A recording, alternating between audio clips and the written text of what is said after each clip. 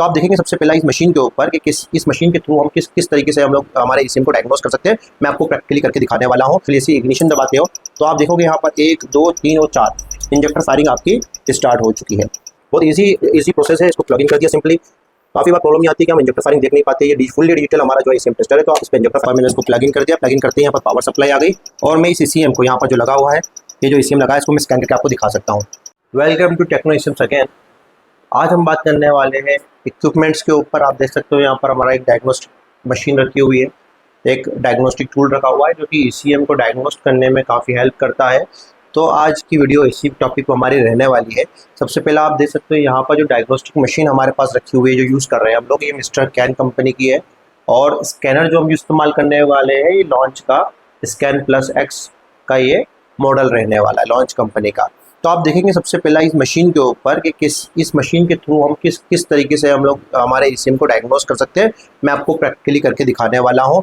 पहला इस मशीन के ऊपर थोड़ा डिटेल करते हैं कि इस मशीन के अंदर आप देखेंगे तो यहाँ पर आपको डिस्प्ले 1 और डिस्प्ले 2 दे रखी है। यहाँ पर आपको एक इंजेक्टर से लेकर 8 इंजेक्टर चेक करने का ऑप्शन दे रखा है, एक कॉइल से लेकर 4 कॉइल चेक करने का ऑप्शन दे रखे हैं।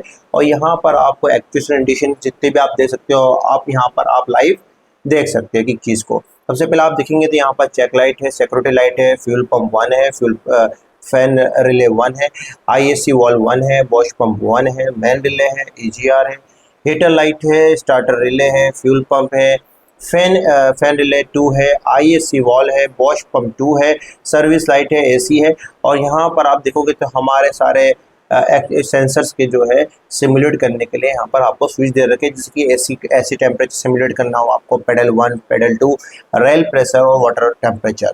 तो इस तरीके से आपको यहाँ पर सब चीज़ सिमुलेट कर सकते हो। यहाँ पर आपको स्विच दे रखे हैं जो कि मेन स्विच है, इग्निशन स्विच है, स्टार्ट स्टॉप है।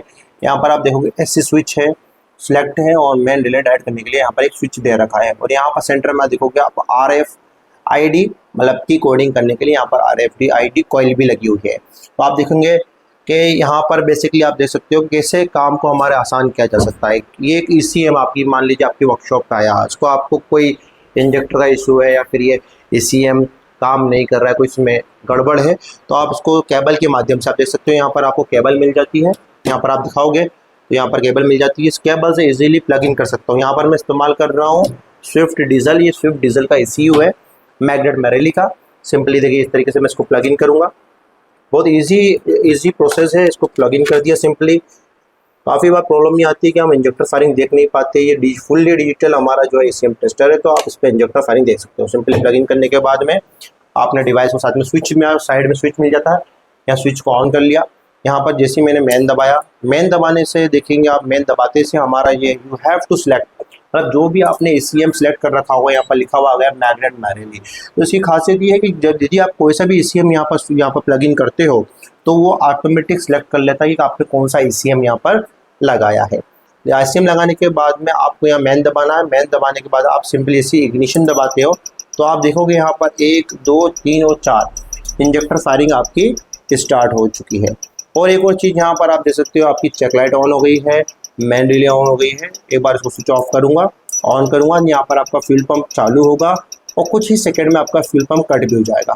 तो ये पूरे ECM को आपने ये देख लिया है, ऑन करके चला कर देख लिया कि हाँ मेरी इंजेक्टर फायरिंग। और ये मल्टीपल पैरामीटर जो आपको देखना हो, जो भी आपका फॉल्ट के अकॉर्डिंग हो, वो यहाँ आप चेक कर सकते हो। उसके बाद यहाँ पर मैं लगाने वाला हूँ, यहाँ OBD स्लॉट दे रखा है।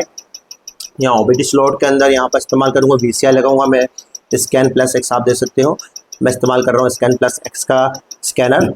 यहाँ पर मैंने इसको प्लग इन कर दिया। प्लग इन करते ही यहाँ पर पावर सप्लाई आ गई और मैं इस ECM को यहाँ पर जो लगा हुआ है, ये जो ECM लगा है, इसको मैं स्कैन करके आपको दिखा सकता हूँ। सिंपली यहाँ से मैं बैक निकल जाता हूँ,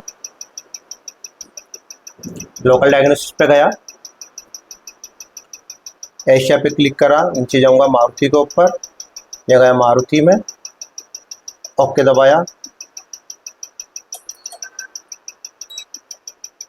यहाँ पर हमारा मारुति स्विफ्ट में जाना रहेगा, मारुति स्विफ्ट में क्लिक करा, इंजन कंट्रोल में गया, डीजल इंजन में क्लिक करा, रीड फोल्ड कोड करा। तो आप देख सकते हो कि मैंने काफ़ी आसानी से इसको मैंने पूरे ECM को, हमारे इस ECM को काफ़ी आसानी से मैंने स्कैन भी कर लिया। अब ये बात आती है कि सिर्फ एक ही सीएम स्कैन होगा या कितने सीएम स्कैन होंगे, तो मैं आपको दिखा देता हूँ। इस तरफ आ जाइए आप। ये आपको कंपनी के थ्रू एक केबल्स का पूरा बॉक्स मिल जाता है। आपकी रिक्वायरमेंट के हिसाब से आप सारी केबल आप यूज़ कर सकते हो। जैसे यहाँ पर लिखा है सेड 8755 का ACM, PJ, petrol, Swift N2 का ACM चेक करना हो आपको, टाटा के ACM, महिंद्रा के ACM, और भी मल्टीपल अनगिनत गाड़ियाँ हैं जो कि BS6 की है, जो आप इजीली यहाँ पर आप प्लग इन करके आपके ACM को चेक कर सकते हो। तो ये काफ़ी ज़रूरी मशीन है। डायग्नोस्टिक टूल जो हमने इस्तेमाल कर रहे हैं ये काफ़ी अच्छा है। तो इन सब मशीनों का इस्तेमाल करके आप काम को अपने आसान बना सकते हो।